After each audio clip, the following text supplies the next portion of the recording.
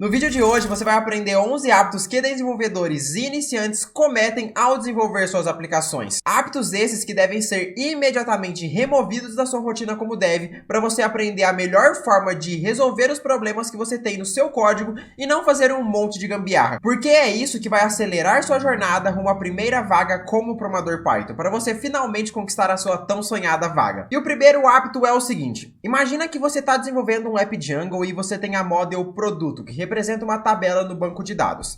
E você deseja buscar os dados dessa model através de um determinado ID. Caso aquele valor não exista dentro do banco de dados, você quer retornar uma página 404. Por exemplo, nós estamos tentando buscar acessar uma página de um determinado produto. Caso o produto não exista, vai dar uma página inválida. Aí o que você, normalmente, desenvolvedor iniciante em Django, pensaria em fazer? Cara, isso é muito simples. Eu vou vir aqui na minha view, eu chamei uma view home aqui, uma view qualquer, faço um from.models import produto, e agora é só eu fazer um try, e eu tento buscar os dados daquele produto. Então, produto vai ser igual a produto.objects.get, e eu falo onde o ID seja igual a um valor qualquer. Vamos colocar aqui 1, por exemplo. O que acontece? O get ele vai dar um erro caso aquele valor que a gente esteja procurando não exista. Caso o valor exista, ele vai retornar aquele produto. Aí você fala, tudo bem, se ele vai dar um erro, eu capturo essa exceção e retorno uma página 404. Simples. Except produto.doesNotExist, e aqui a gente dá um race em HTTP 404 de Django. Então, from Django.http import HTTP 404 e HTTP 404. Só que isso daqui é um hábito que revela que você é um iniciante, que você não conhece os métodos default do próprio Django para resolver os problemas. E existe o getObjectOr404, que em vez de a gente fazer tudo isso, seria muito mais simples. Eu poderia simplesmente fazer produto é igual, eu vou precisar importar o getObjectOr404 e ele vem lá de shortcuts. Então eu dou um vírgula e coloco aqui getObjectOr404. Passo aqui o meu produto, passo o getObjectOr404, eu passo a model na qual eu quero buscar as informações, quero buscar na model produto, e passo a condição de busca. No caso, era ID é igual a 1. Passo ID é igual a 1.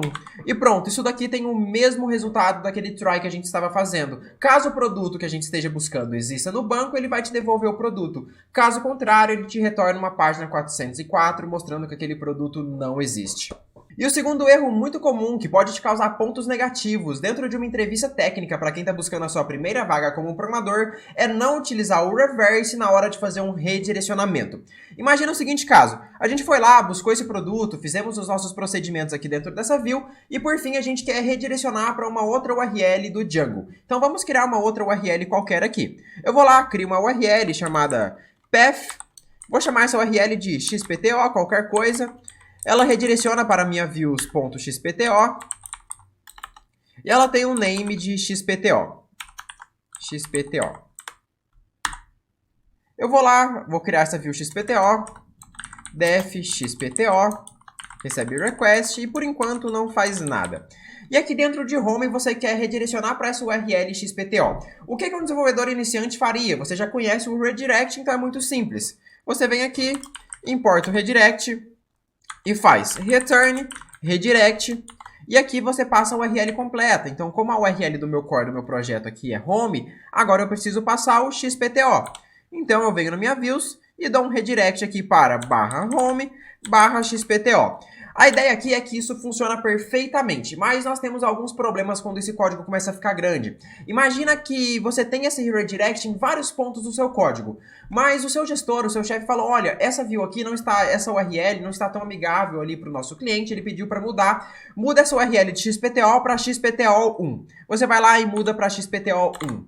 O problema agora é que você vai ter que trocar todos os momentos que você fazia um redirect no seu código e você vai ter que atualizar isso lá dentro das suas views, das suas URLs, dos seus templates e tudo mais. Isso não é uma boa prática, porque você pode acabar esquecendo de trocar algum lugar ou te daria muito trabalho e te consumiria muito tempo que poderia ser produtivo em outra tarefa. Então aqui a forma correta de se fazer isso é utilizando o reverse. Então você pode importar o reverse do Django da seguinte forma: from Django.urls import, e agora você importa o reverse. que o reverse vai fazer? O reverse ele espera o name de uma determinada URL e converte pelo path completo de fato dela. Então, por exemplo, nós temos essa URL que o name dela é XPTO. E isso não é visível em nenhum local, ele não serve para nada a não ser para isso, tá? Então aqui, se nós alterarmos qualquer coisa no nosso path de fato, mas eu mantiver o name, o reverse vai transformar aquele name da minha URL na URL de fato. Então eu venho aqui, em vez de passar a string /home /xpto, eu passo o reverse, abro e fecho parênteses e passo o name da minha URL, que é home. Então o reverse vai buscar por uma URL onde o nome aqui, eu passei errado, aqui é xpto. Então ele vai verificar, existe alguma URL onde o name dela seja xpto? Sim. Se existe, converte ela para a URL de fato, que no caso é xpto1.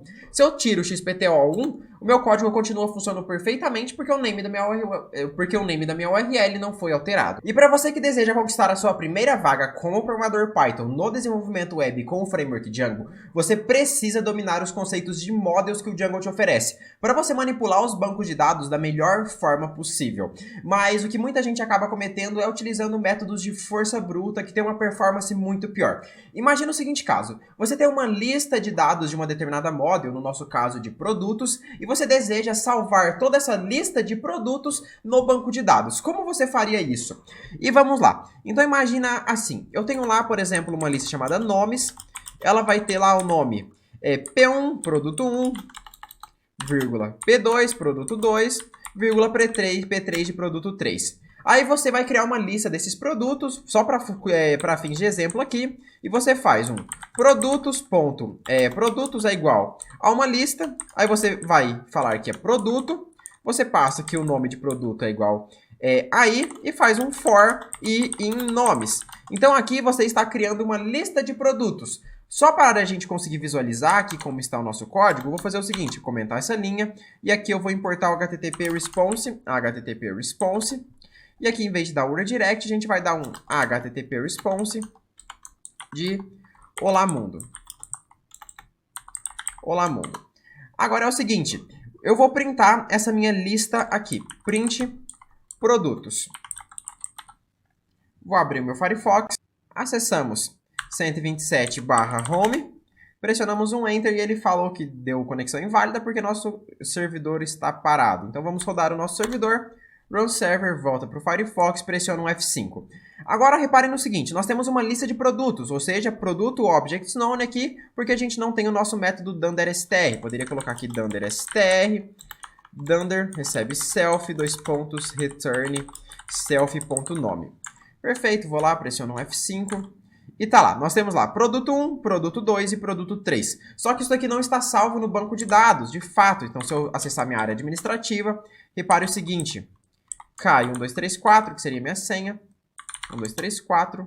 Se eu acessar em produtos, eu não tenho nada. O que você poderia fazer agora para salvar esses produtos de fato no banco de dados? Você teria que iterar sobre toda a lista de produtos. Então, você teria que fazer um for produto em produtos. E aqui você faz um produto.save. Ou seja, se produto é uma instância de produto, eu posso chamar o método save para salvar aqui no banco de dados. E perfeito, se eu dou um F5 aqui, ele vai me falar que... Aqui eu coloquei um S, né, que é produto. Perfeito, vou dar um F5.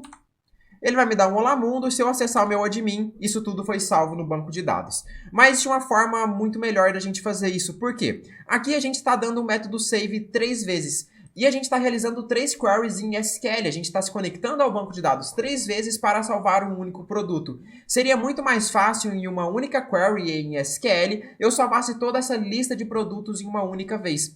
E muito mais simples no nosso próprio código. E como que a gente faria isso no Django? É muito simples. Eu tenho a minha lista de produtos chamada produtos e eu vou deixar ela ali. Agora, para eu salvar tudo isso no Django é muito simples. Eu faço um produto.objects.bookCreate, ou seja, a gente vai criar um grande conjunto de dados, e eu passo aqui o produtos, que é a nossa lista. Então, o bookCreate, ele espera uma lista de iteráveis, ou seja, um iterável, né, uma lista de algum objeto que seja uma instância do próprio produto. Então aqui, como nossos dados aqui dentro dessa lista são instâncias de produto, ele vai funcionar. Agora, mesmo eu não tendo nada no meu banco de dados, pressiono um F5, tudo foi salvo. Isso daqui é muito mais performático, tem apenas uma única conexão no banco, uma única query SQL, e nosso código fica muito mais limpo sem precisar daquele for, certo? E essa é uma forma muito melhor que você precisa dominar a parte de conexão com o banco de dados para você conquistar a sua primeira vaga como programador Python. E o próximo hábito agora, ele é muito comum em programadores que só desenvolveram projetos sozinhos, nunca trabalharam em empresas com outros desenvolvedores, ou nunca precisaram colocar os seus próprios projetos no ar para que outras pessoas consigam utilizar. Que é o seguinte, é não utilizar variáveis de ambiente. Então imagina que em algum momento dentro da sua aplicação você precisa trabalhar com envio de e-mails. E para você enviar e-mails, você vai precisar da senha do seu próprio e-mail. Aí você vai criar uma constante dentro do seu settings.py chamada senha_email. E você coloca de fato a senha do seu e-mail aqui diretamente no seu código. E quando você está programando sozinho, só para você aprender, isso daqui não é necessariamente um problema, porque você não vai publicar e ninguém vai ver esses seus projetos, ele nem vai estar no GitHub. Mas a partir do momento que você está trabalhando com vários desenvolvedores sênior, júnior, plenos, programadores que estão na empresa há anos e programadores que acabaram de entrar, você não quer que todos tenham acesso às mesmas informações. O programador júnior que tem uma semana de experiência na empresa não pode ter acesso à senha do e-mail da empresa, então isso não existe. E como que a gente faz para resolver este problema? Em vez de a gente passar diretamente a senha no nosso código Python, a gente vai criar um arquivo .env, newfile.env. E esse arquivo .env vai ser diferente na máquina de cada um. Você vai criar com as suas credenciais. E aqui dentro eu passo os meus dados. Então eu crio senha e-mail e aqui dentro eu passo 1, 2, 3, 4. Mas eu poderia agora passar a senha de um outro e-mail, um e-mail de teste, para um desenvolvedor júnior que acabou de entrar na empresa. E ele cria esse arquivo com uma outra senha. E no nosso settings.py, o que a gente vai precisar fazer? Eu vou precisar de uma biblioteca para lidar com tudo isso, para abrir meu arquivo .env, buscar os dados que tem ali e me retornar os valores. A melhor biblioteca, na minha opinião, é a Python Decouple. Então, pip install Python Decouple. Instalamos a biblioteca, agora é muito simples. Eu vou fazer a importação aqui mesmo, from decouple import config. Aqui ele não reconheceu, mas acho que é coisa rápida aqui, vamos ver se ele já reconhece. Aí, reconheceu. Beleza, e agora em vez de passar a nossa senha de fato do banco, a gente passa config e a gente passa o nome que a gente deu para a variável lá no nosso arquivo .env, no caso, senha e-mail. E agora, quando a gente rodar o nosso run server do Django, o valor de senha e-mail será o valor que está salvo no nosso arquivo .env. E esse arquivo será meu, apenas meu, e está na minha máquina. Quando eu fazer o deploy e rodar para o servidor da empresa, lá terá um outro arquivo .env com as credenciais verdadeiras e não as credenciais de teste que todo mundo tem acesso. Eu não sei há quanto tempo você já está trabalhando com programação, mas de uma coisa eu tenho certeza. Em algum momento você já precisou trabalhar com datas e horas, você já precisou saber a data atual para fazer algum procedimento. E você acabou utilizando a biblioteca datetime do Python, que é uma opção excelente. Você precisou saber a hora atual para salvar a hora que o usuário fez login na sua aplicação. Você foi lá e fez da seguinte forma: from datetime import datetime. Aí quando você precisou saber a hora, você fez que hora, que a data atual, é igual a datetime.now. Isso daqui não tem nada de errado. A função datetime.now vai te retornar ali a hora exata do datetime do servidor que você está. Mas no Django a gente pode estar trabalhando com internacionalização das nossas aplicações. E nós temos o nosso time zone, a nossa região que a gente está, e o nosso horário pode sofrer variações. Então se você quer ter uma precisão do seu horário seguindo uma determinada time zone, você precisa importar o time zone do próprio Django, que é da seguinte forma. A gente vem aqui e faz o seguinte: from Django.utils import timezone. E o timezone, ele faz a mesma coisa que o datetime, só que ele retorna a data atual levando em consideração o seu timezone. Então, quando a gente pressiona aqui para ver o próprio timezone, timezone.now, repare o seguinte, ele simplesmente está chamando o datetime.now, que a gente já chamaria da própria biblioteca datetime do Python, mas ele passa o tz como timezone.utc, certo? Se o seu settings.useTz estiver como true, caso contrário, ele passa como none, certo? Então aqui o próprio, aqui isso tudo vai ser levado em consideração se o useTz tiver como true, caso contrário, ele passa como none, é a mesma coisa se você dá um datetime.now. Mas na maioria das vezes, na maioria dos projetos, o seu useTz vai estar como true e você precisa levar em consideração o time zone da sua aplicação. Agora imagina que você tem o seguinte problema. Pensa aí como que você resolveria este caso. Você está trabalhando com o cadastro de novos usuários. Ele digitou o e-mail e sua senha e você deseja salvar esse usuário no banco. Mas primeiro você precisa verificar se já existe um usuário com aquelas credenciais no banco e se já existir você retorna um erro. Caso não exista nenhum usuário, você vai de fato salvar eles ali dentro. E como que você faria? Pensa aí agora. Eu sei que muitos desenvolvedores iniciantes em Django resolveria da seguinte forma, ou algo muito parecido com isso. Vamos trabalhar aqui com produtos, tá? Então eu quero salvar um produto no banco. Caso já exista algum produto com aquele nome, eu não quero salvar, eu quero retornar ali um erro. Não quero salvar, eu quero retornar ali que não foi salvo, etc. para mostrar essa mensagem para o usuário. Como que a gente poderia trabalhar? Eu faria o seguinte, try, dois pontos, e fala que produto é igual a produto.objects.get, e eu passo aqui um nome qualquer. Por exemplo, nome é igual a P2, produto 2. Então, caso exista um produto com o nome 2, ele vai buscar esse produto corretamente e vai cair dentro do try. Mas, se não existir nenhum produto com o nome P2, ele vai dar um erro, porque o get, quando ele tenta buscar por um produto que não existe, ele dá um erro. Então, o que eu faço? Eu dou um except e passo aqui um produto.doesNotExist. Então, caso acontecer o erro desse produto não existir, aí sim eu crio esse produto. Eu faço um produto é igual a produto, com o nome é igual a P2, e depois eu dou um produto.save. Eu sei que muitos desenvolvedores fariam dessa forma, mas como já existe o getObjects.404 que a gente viu no primeiro erro, no primeiro hábito que muita gente comete, também existe o getOrCreate, que é o seguinte, olhe, pegue uma informação se ela existir, se não existir, crie ela, que é muito simples. Então aqui eu vou tirar todo esse código e fazer da seguinte forma. Obviamente, primeiro eu vou importar o getOrCreated, que a gente vai fazer assim, ó. Beleza, a gente não precisa importar, né, gente, porque ele vem de produto. A gente vai fazer o seguinte. O getOrCreated dele, ele retorna duas coisas. Ele retorna o objeto, então, caso o objeto já exista, ele retorna as informações daquela model. Caso não exista, ele cria e retorna pra gente. E ele retorna também uma variável chamada created, a gente pode, na verdade, a gente pode dar qualquer nome, mas ele retorna um booleano informando true para caso aquele valor tenha acabado de ser criado e false caso ele já existia no banco. E eu vou falar que isso tudo vai ser igual a produto.objects.getOrCreate.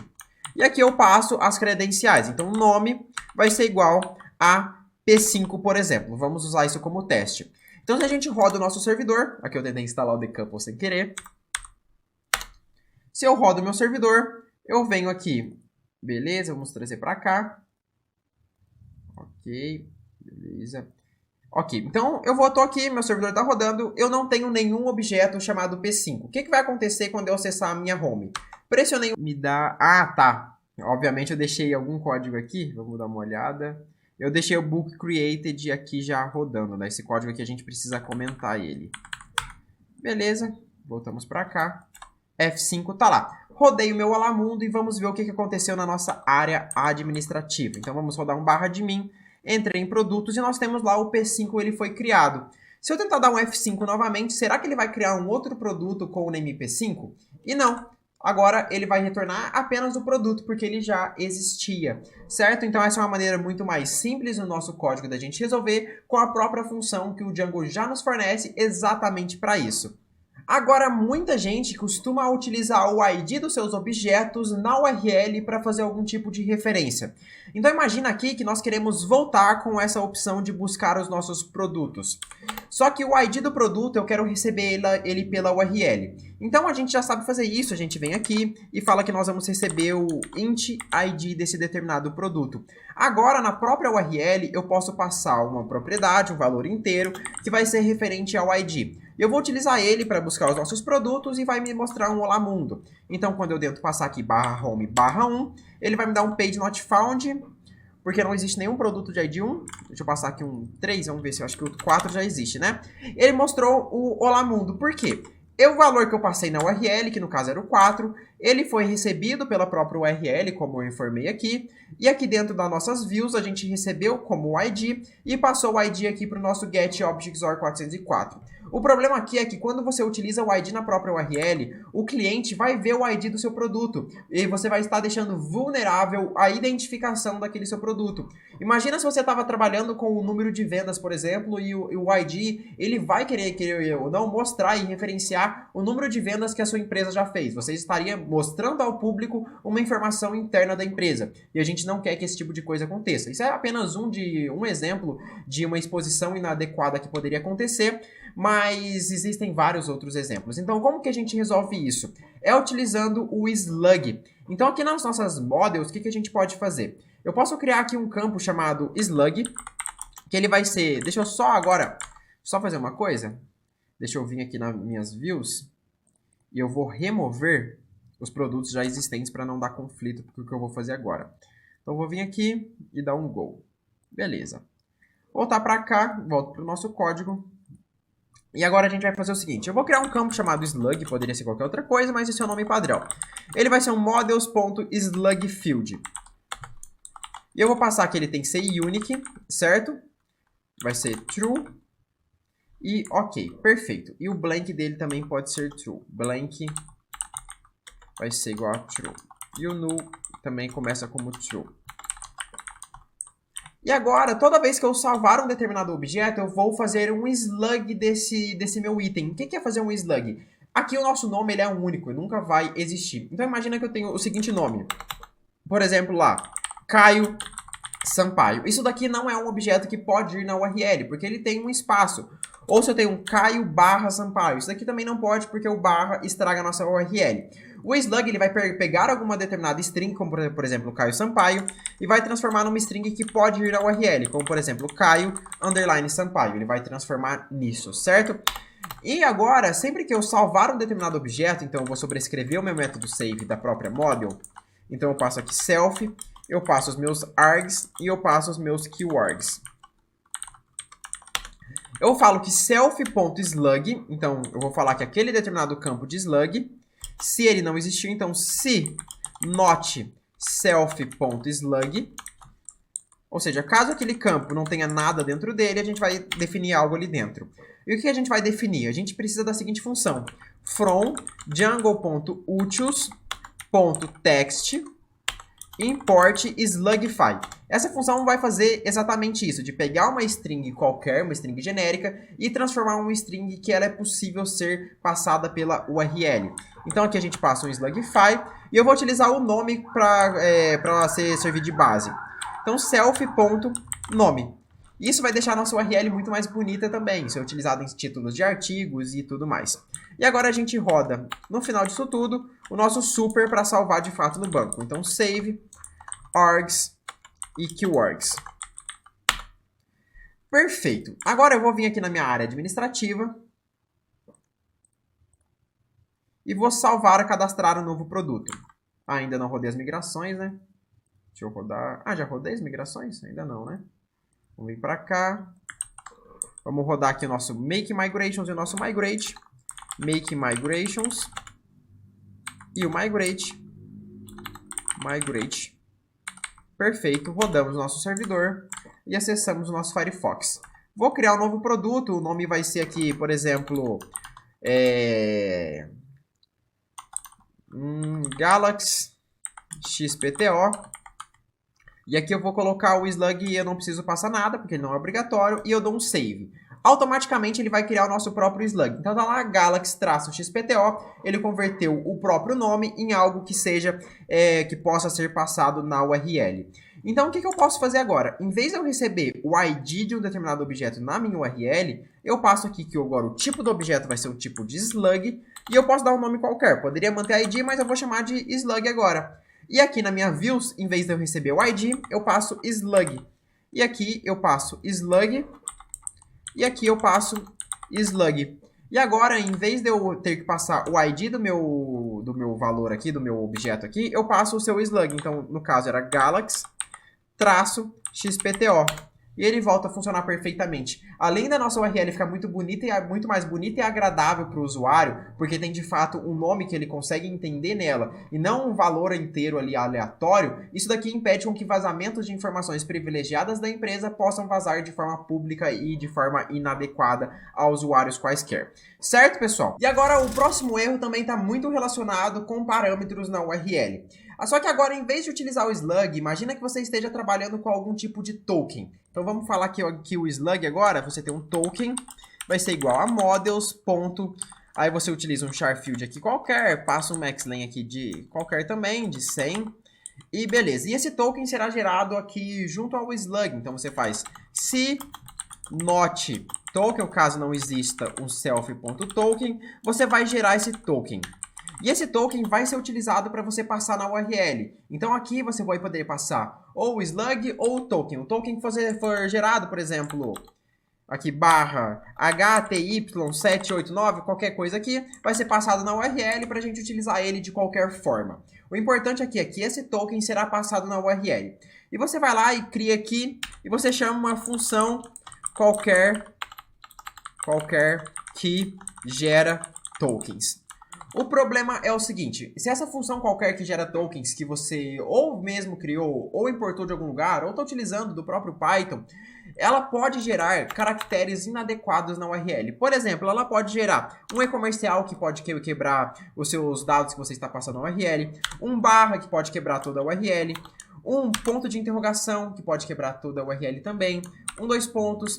Então existe caracteres que não podem estar dentro de uma informação que será passada na URL.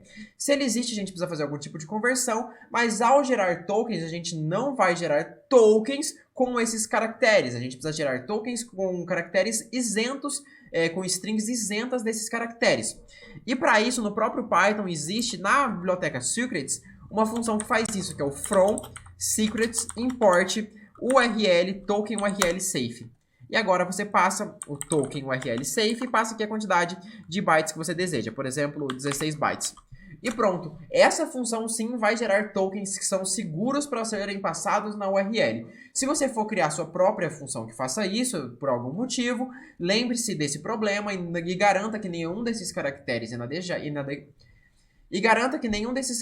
inadequados esteja presente no seu token, ou se você for utilizar alguma função pré-pronta, verifique e certifique-se de que essa função não vai gerar nenhum tipo de problema na hora de passar os dados dela que ela gerou na URL de seus clientes. Antes de dar continuidade a essa aula, eu preciso te avisar que nós aqui da Pythonando temos um curso completo de Python e Django. Dentro desse curso você tem acesso a mais de 630 aulas para você dominar tudo o que você precisa para sair do absoluto zero da programação e conquistar a sua primeira vaga como programador Python. E esse curso é tão completo que, além das aulas, você vai ter acesso a agendamento de reuniões individuais e ilimitadas com professores para tirar todas as suas dúvidas, a análise de código, onde você submete o código de uma aplicação que você já desenvolveu e você receberá uma análise detalhada de tudo que você fez de certo e errado, evento entre alunos para você aprender a programar em grupo, melhorar sua lógica de programação, eventos como Code Challenge, sprints e maratonas de programação, uma plataforma própria e exclusiva com uma central de aprendizado,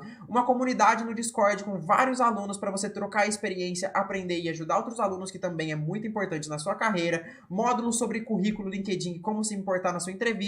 Então, se você tem interesse em conquistar a sua primeira vaga como programador Python, a Python Full é o melhor lugar para isso.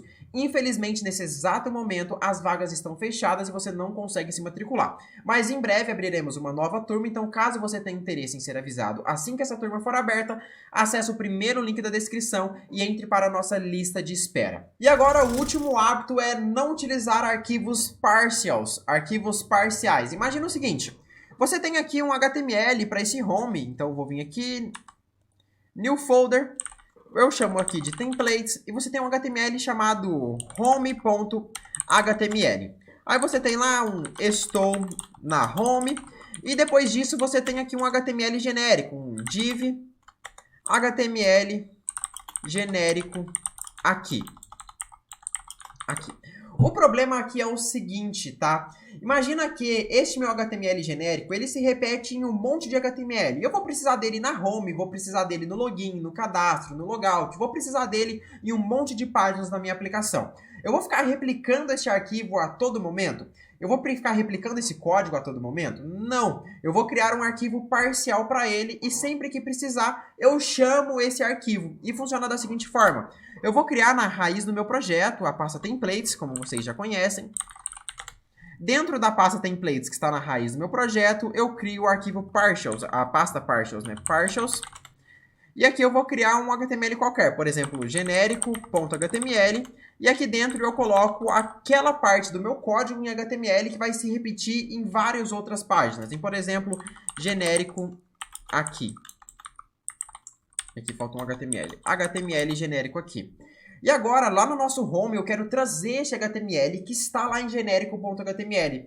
Então, o que eu faço? Eu utilizo a tag include do Django. Falo, olha, inclua neste HTML que eu estou nesse momento um outro HTML. No caso, qual HTML é esse? O próprio Django já pesquisa automaticamente na pasta templates, então eu passo dali para frente. Eu passo um partials barra genérico.html. Então, todo o conteúdo que está neste HTML genérico.html vai vir para o home.html através do include. Então, quando eu rodo aqui o meu código, venho aqui na minha views, em vez de retornar esse HTTP response, eu retorno um render de request e passo aqui o home.html.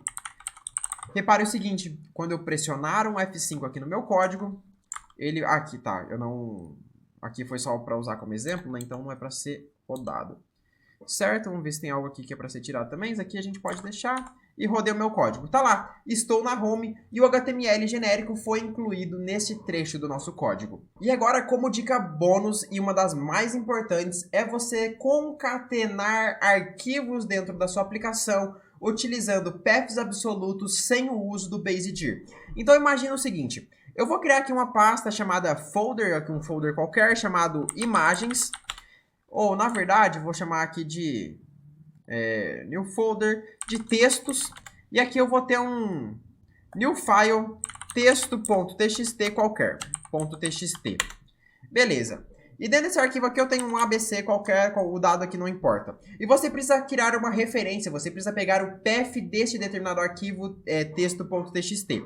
E o que muita gente iniciante faria? Criaria uma variável chamada path imagem, seria igual, e passaria aqui o caminho completo, barra home, barra user, barra Caio, barra Python projects,